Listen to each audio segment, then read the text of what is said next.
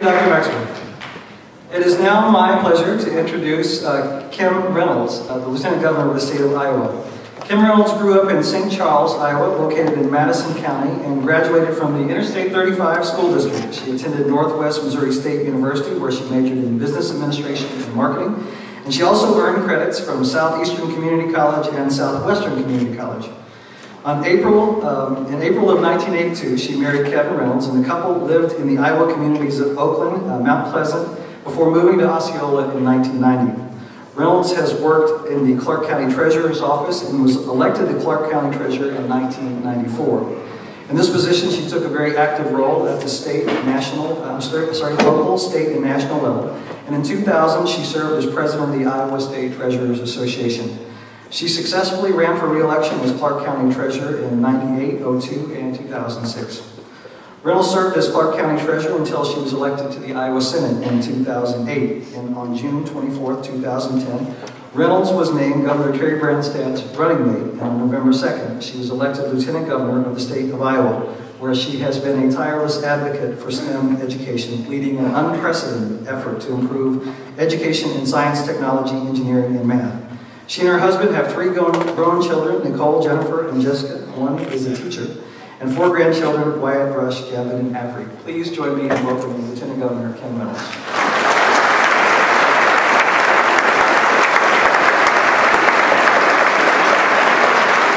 Well, good morning, and President Maxwell, I have a much shorter bio also, but thank you, Director Glass, for those comments. Good morning to all of you. It truly is an honor for us to be with all of you today at the Iowa Teacher and Principal Leadership Symposium at Drake University. Thank you, President Maxwell, for those gracious, very well-stated remarks this morning and the challenge that you presented to all of us to really move our educational system forward, and for making it possible for us to gather in this beautiful Cheslow Auditorium in historic Old Main. I also want to take just a moment to thank all the other sponsors who have helped make today possible. We absolutely could not hold this important event without your generous support. Thank you also to all of you for taking the time out of your busy schedules to attend the symposium, and to our outstanding speakers and panel participants. We are all looking forward to hearing from you this morning and this afternoon. This is a great opportunity to discuss how Iowa can take critical next steps in giving our children a world-class education. The question before us is how to create new, formal leadership roles for teachers to better use their talents to raise student achievement. Principals alone cannot reasonably be expected to provide all the instructional leadership needed inside every school building to help all students succeed. Top teachers and principals, however, working together can provide that leadership that's needed. Iowa students must have finished high school, prepared for college or a career with complex skills such as critical thinking and problem solving. Otherwise, their futures may be limited to a series of lower wage jobs that provide little in the way of advancement and even less opportunity to pursue their dreams. And this just simply isn't good enough. Let's act with a sense of urgency, because while sometimes it's difficult to admit, other states are simply out-educating Iowa. We can see this by looking at national tests, which show that Iowa is slipping from a top performer in math and reading 2 decades ago to the middle of the rankings. And a newly released report shows that Iowa students had the lowest rate of test score gains of any state in the nation over those same last 2 decades. How did we let this happen? Meanwhile, other countries are beating the United States on international exams. And where does that leave Iowa? Our students cannot afford to be out-educated. Our parents know that. They want their children to be among the best educated in the world so that they have the opportunity to pursue their dreams and career opportunities. Employers know that. They want our schools to turn out talented young people who know how to think analytically, and communicate effectively, as well as have expertise in the fields that they need. I am so honored to have the opportunity to co-chair the Governor's Science, Technology, Engineering, and Math Advisory Council with University of Northern Iowa President Ben Allen. And I've also had the opportunity to visit companies all across our state. And employers routinely tell me and the governor that they're having a tough time finding applicants with the right skills for the STEM jobs of today, let alone the STEM jobs of tomorrow. We are hearing this from companies and industries that range from agribusiness to IT to advanced manufacturing and to the financial sector. Good jobs remain unfilled despite many Iowans who are still unemployed and looking for a job. Iowa should be able to brag about a world-class education as well as a world-class workforce. It is my hope that the approaches we will discuss today will be a step toward developing teacher leadership models, steps that help Iowa reclaim its place as the best state in the nation, which to educate our children. I am really looking forward to the dialogue that we begin today as we look for new ways to help educate our children. Now it is my pleasure to introduce to you a man who has made it his personal mission to ensure that our children have a world-class education no matter where they live in the state. I am so proud that he has asked me to be his partner in these endeavors. And I promise you, we will never back away from our goal to give Iowa children the very best education available in the world. So please rise and join me in welcoming our great governor of the state of Iowa, Terry Branstad.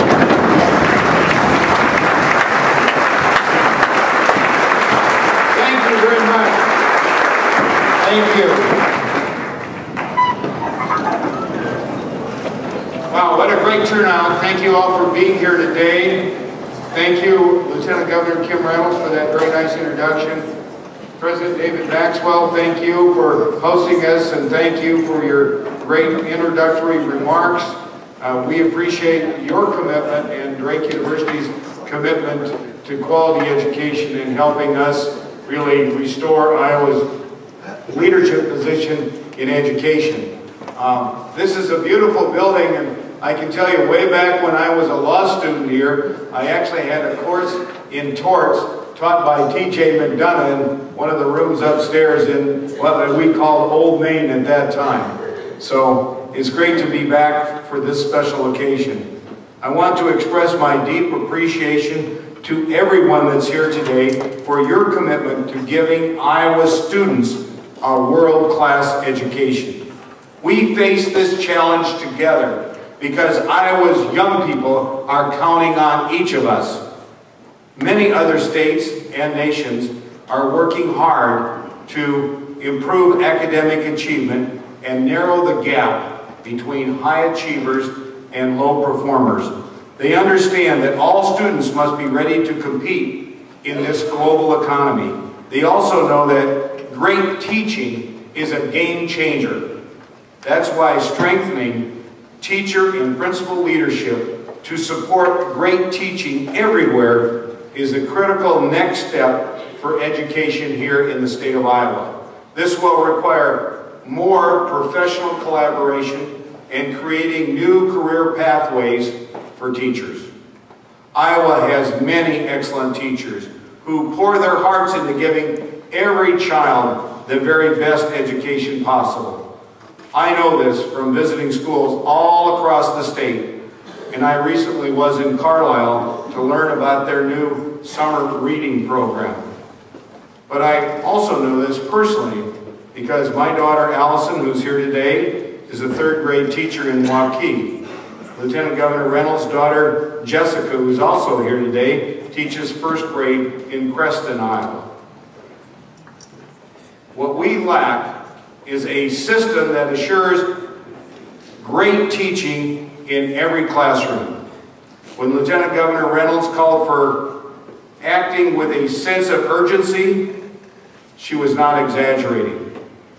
The world's top performing school systems assure their young people will master basic skills early so they can move ahead and learn more complex skills needed for success in a knowledge-driven economy. In Iowa, many children don't master even our basic skills. About 23% of third graders did not read proficiently on the most recent state tests. Even more alarming, a third of 8th graders did not read proficiently last school year. That compares with 25% the year before. We're going the wrong direction. What happened? Newly designated Iowa assessments reflect the Iowa core, and that's probably a factor because more 8th graders are not reading proficiently because we have higher academic standards and we've raised the bar. The single most important thing we can do to boost achievement and to meet these higher standards is to better prepare future teachers and better support the teachers that are already in the classroom. This morning, I will focus on teachers already in the classroom. We are running our schools much like we did in the 20th century. Principals have so many demands on their time that it's difficult for them to be instructional leaders. Teachers still work largely in isolation. Although collaboration among teachers is more common than it used to be, it's still too limited, and that limits the ability of colleagues to share their expertise with one another. I'm convinced this has a negative impact on classrooms learning for Iowa students. More collaboration is absolutely essential to do all the work that must be done in all of Iowa's more than 1,400 school buildings. That work includes setting academic goals, analyzing achievement data, and improving instructional strategies to better meet student needs. But this is not just about managing the workload. It's about having more respect for teachers.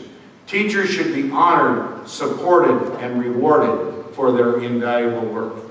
I remember very distinctly the great teachers that I had, and I still, to this day, am proud to talk about the impact that they had on my life and that on so many other students.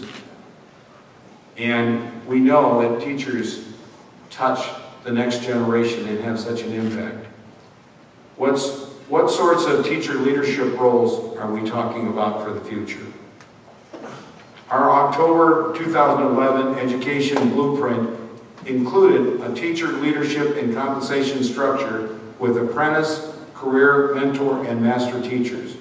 And when we took that blueprint out on the road to town hall meetings across Iowa, there were many good questions raised about how it could work. That's why we're holding this symposium today. And that's why the state has launched a task force on teacher leadership and compensation.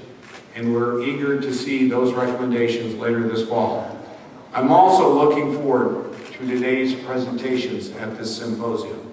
We know that strengthening teacher leadership to better support teachers in the classroom can raise student achievement. This is not about narrowing the curriculum to improve standardized test scores. It must be about rigorously preparing all students, not just some students, to prosper and succeed in the 21st century. There is another benefit. The opportunity to pursue new career paths will make teaching a more attractive profession. Not every teacher will be interested in a teacher leadership role. Some will choose to stay in the classroom where they're doing a great job, but they should have the option. Many teachers are eager for change. Dennis Van Rokel, president of the National Education Association, who, by the way, was born in Lamar's, Iowa, and grew up in Manson and taught in Muscatine, last year called for creating a profession with career choices as part of a bold reform plan to meet the needs of 21st century students. Here's what he said, and I quote, Currently, our education system acts as if a teacher is a teacher is a teacher. But teachers are not all the same. They have different interests, knowledge, skills, weaknesses, and strengths. They need more than a one-size-fits-all career. And he went on to say, to promote and nurture effective teaching, the profession should offer quality training, well-designed career paths, time to work together on the best ways to help students, quality evaluation that will help teachers in their development, and professional development based on identified needs and a fair accountability process. Iowa should move in this direction as quickly as possible with teachers and principals leading the way. Let's not fear accountability that helps less effective teachers become more effective. Student academic progress based on many factors should drive teacher and principal evaluation. Let's rethink compensation so it's aligned with strategic objectives. Raising base pay will attract more top students into the teaching profession. It makes sense to reward teachers who work a longer school year, or teachers who take on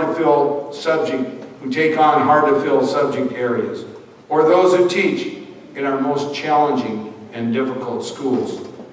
Finally, let's stop underestimating what teachers can accomplish.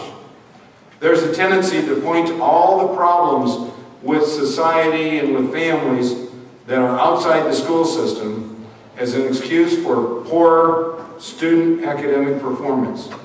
We know those problems are real, but it's as if some people don't realize how much influence a great teacher can have and what a difference they can make in a child's life. Students learn because they have teachers that encourage and motivate them. And we need a system that supports those teachers and encourages them. Let's work together to make sure that every student has a great teacher in every classroom, in every grade, every year, in every building, and let's ensure that every building has a great principal. That's our challenge. Thank you very much.